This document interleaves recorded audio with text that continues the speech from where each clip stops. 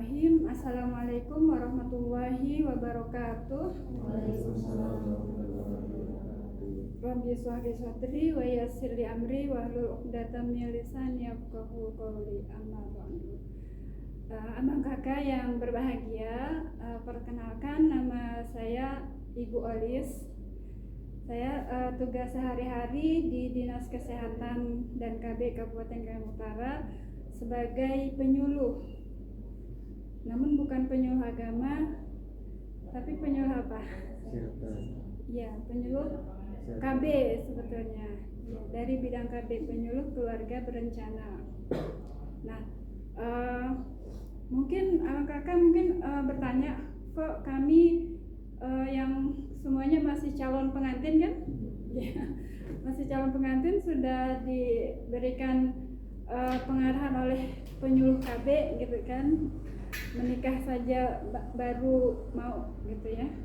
Nah, ternyata untuk persiapan kedepannya tentunya abang kakak harapan dari pernikahan ini kan nanti ingin mempunyai mempunyai keturunan ya, mempunyai buah hati, dan tentunya harapan abang kakak mempunyai buah hati itu atau anak atau dedek tadi ya, tidak hanya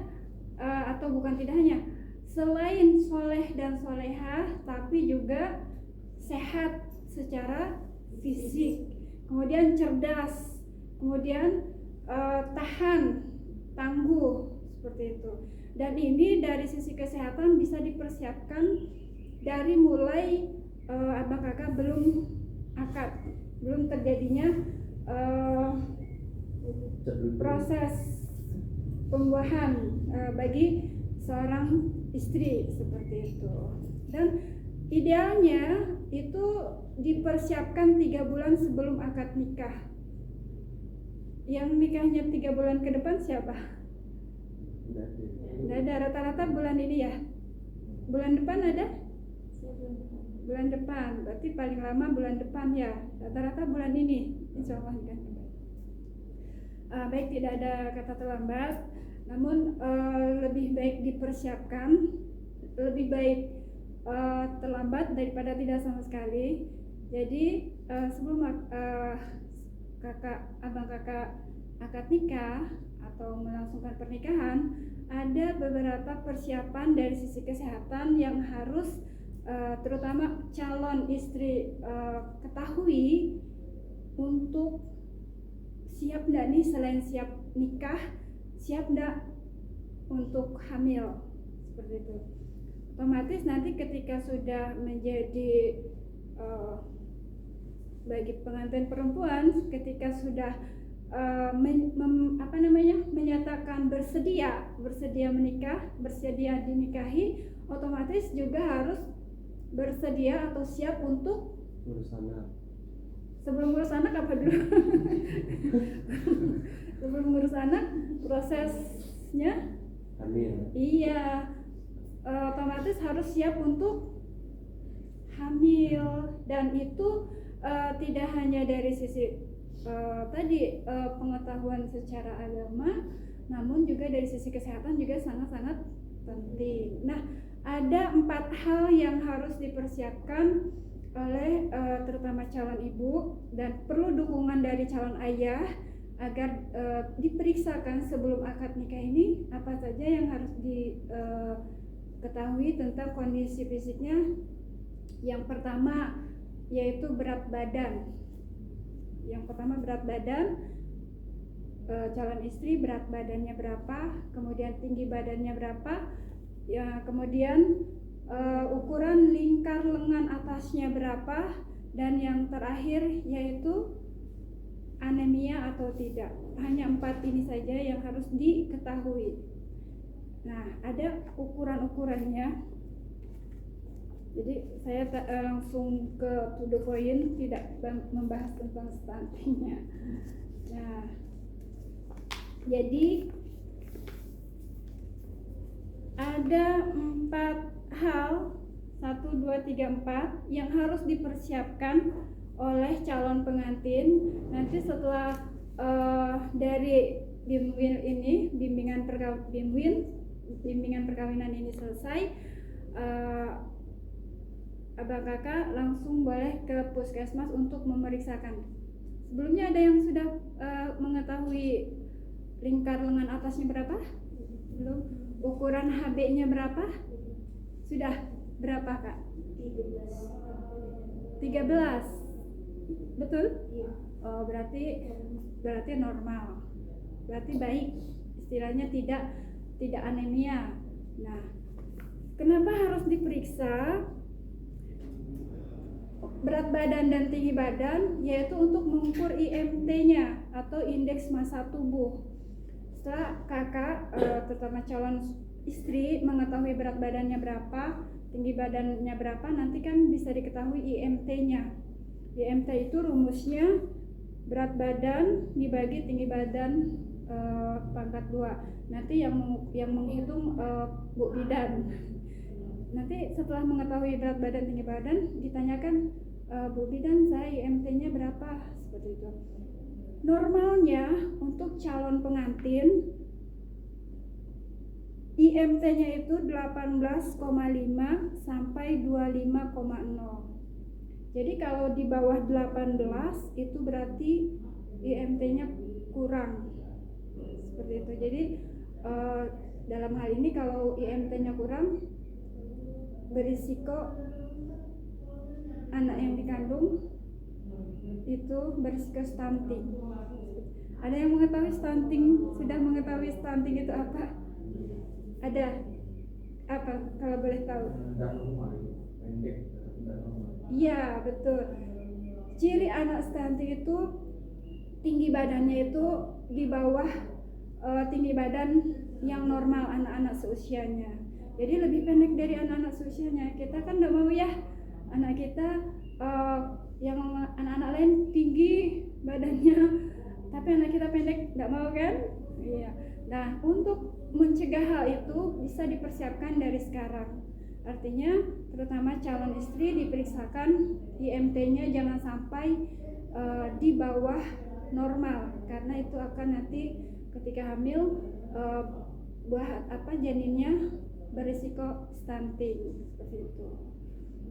Nah, kemudian untuk lingkar lengan atas itu ini lengannya yang atas nanti diukur sama Bu Bidan. Ini untuk yang calon istri saja, tapi harus didukung sama calon suami. Nanti periksa tuh, jangan sampai enggak gitu kan. Normalnya itu ukurannya 23,5 cm. Nanti diingat-ingat sih, kalau ada bawa buku catatan boleh. IMT normalnya 18,5 sampai 25,0.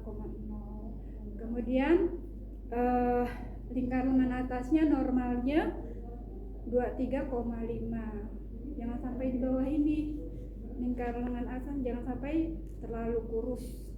Kan rata-rata biasanya kalau untuk calon pengantin kan ketika ingin mengadakan resepsi, ingin tampil lebih paripurna, diet ya biasanya diet.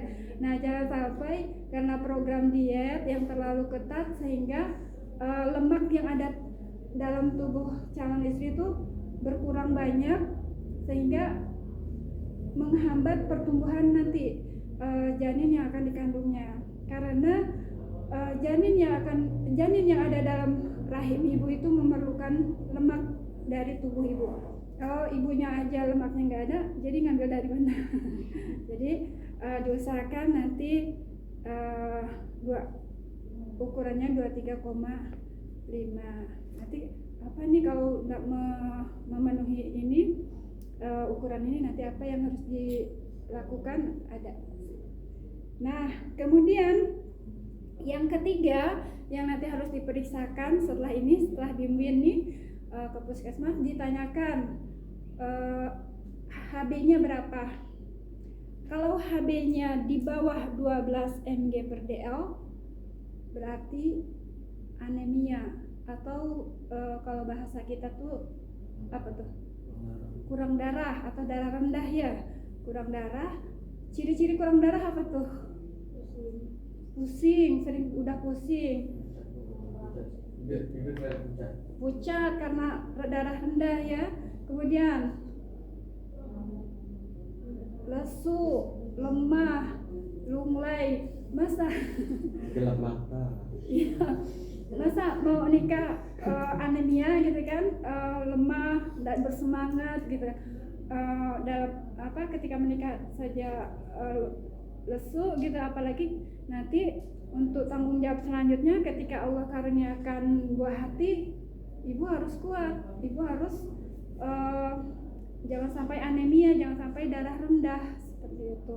Jadi sebelum menjadi ibu, sebelum menjadi istri, usahakan dijaga kesehatannya, jangan sampai anemia, jangan sampai HB-nya di bawah 12. Kalau tadi kakak 13 berarti sudah normal, tapi harus tetap dijaga, jangan sampai nanti HB-nya turun seperti itu.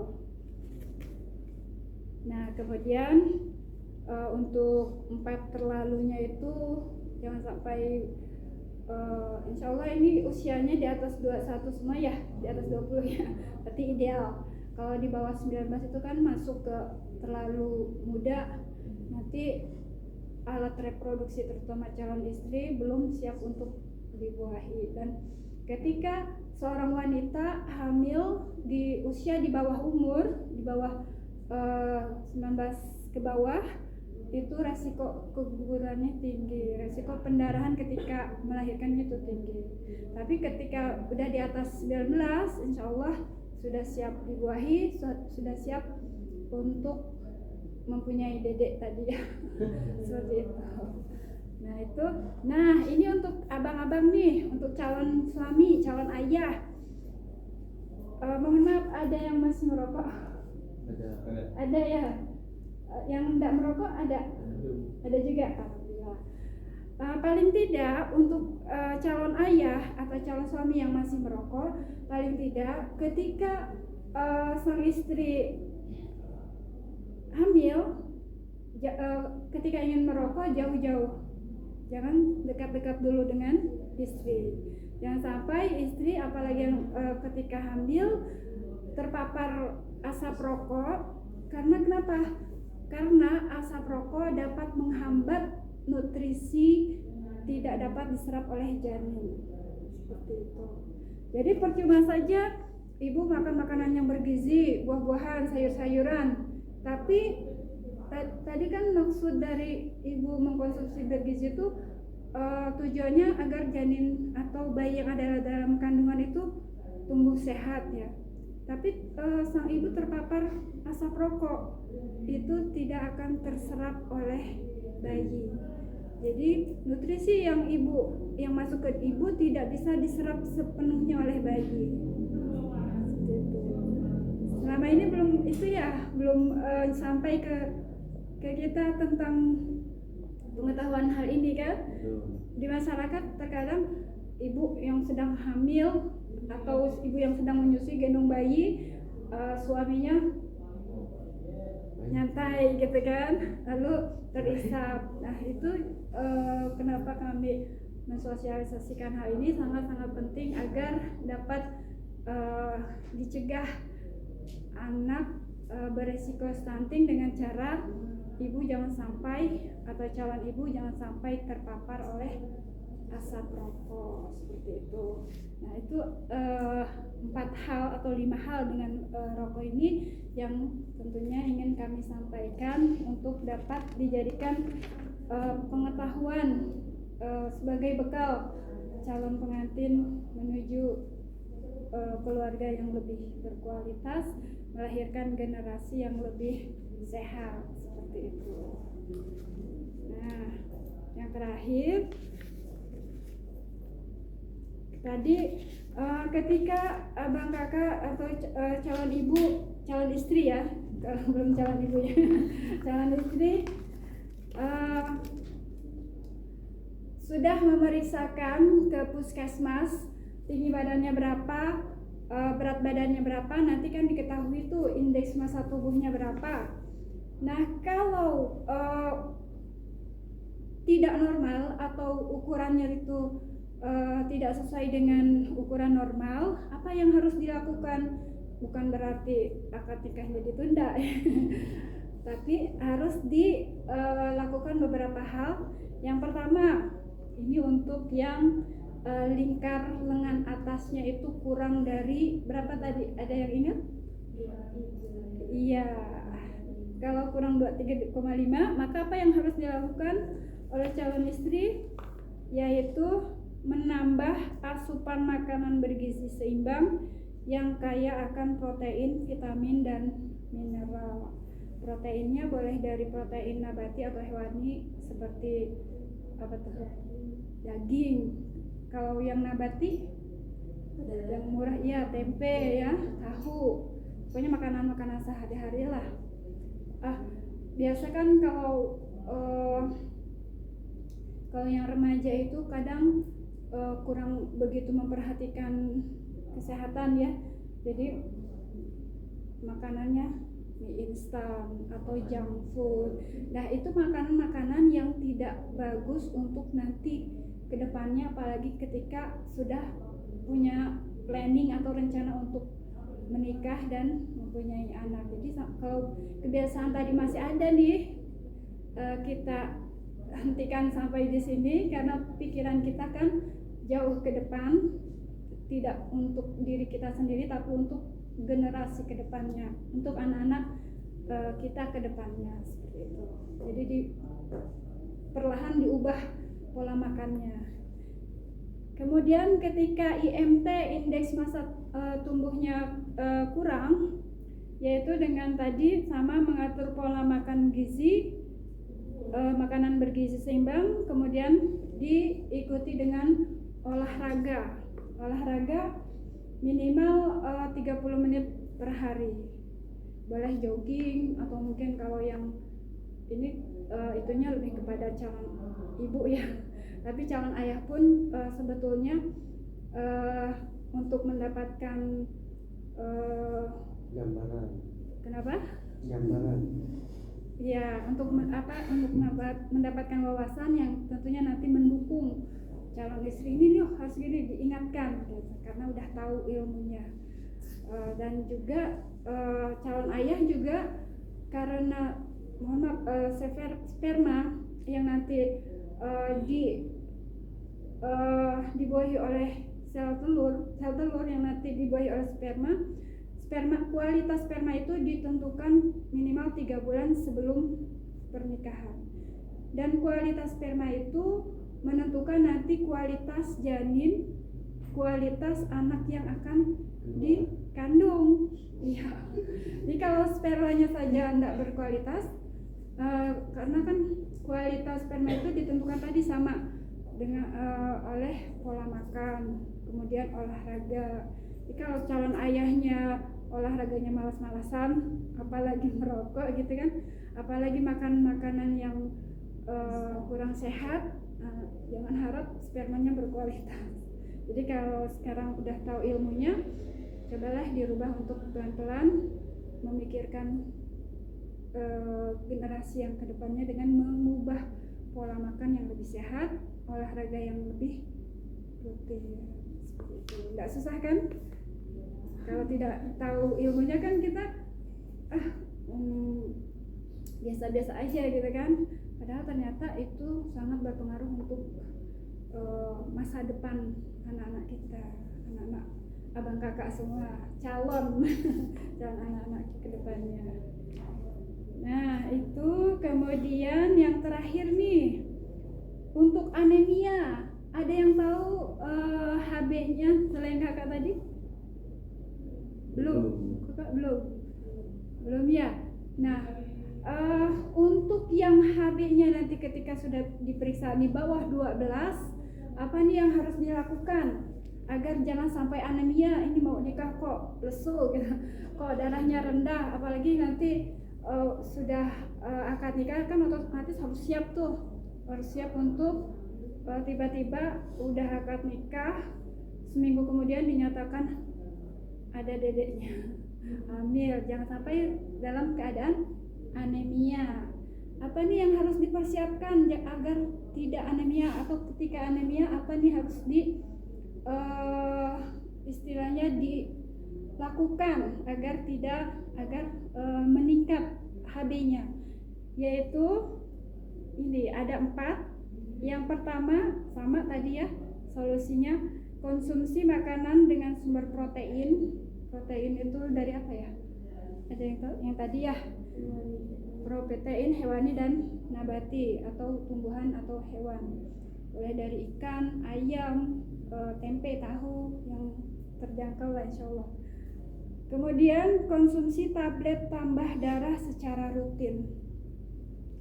Walaupun misalnya belum hamil, tapi kalau sudah usia remaja itu di atas 10 sampai 24 itu wajib mengkonsumsi tablet tambah darah. Apalagi kalau terutama untuk perempuan, kan tiap bulan head ya, keluar darah head, otomatis harus ada yang masuk tambah darah, konsumsi tablet tambah darah. Apalagi nanti ketika sudah hamil, biasanya dianjurkan tiap hari mengkonsumsi tablet tambah darah. Nanti kalau ingin lebih jelasnya boleh dikonsultasikan ke ibu bidan tentang tablet tambah darah ini. Kemudian yang ketiga, konsumsi makanan sumber zat besi. Zat besi itu seperti bayam ya, kangkung, ati ayam. Dulu waktu mengandung tuh di tiap hari makan ati ayam agar tidak anemia. Dan yang terakhir, hindari, ini yang sering kita tidak tahu, hindari minum susu, teh, dan kopi setelah mengkonsumsi sayur dan tablet tambah darah. Jadi usahakan minimal kalau misalnya ingin minum susu atau teh atau kopi, usahakan minimal 1 jam sebelum atau sesudah makan makanan sayur atau tablet tambah darah. Jadi jangan sampai minum tablet tambah darah pakai kopi atau pakai teh.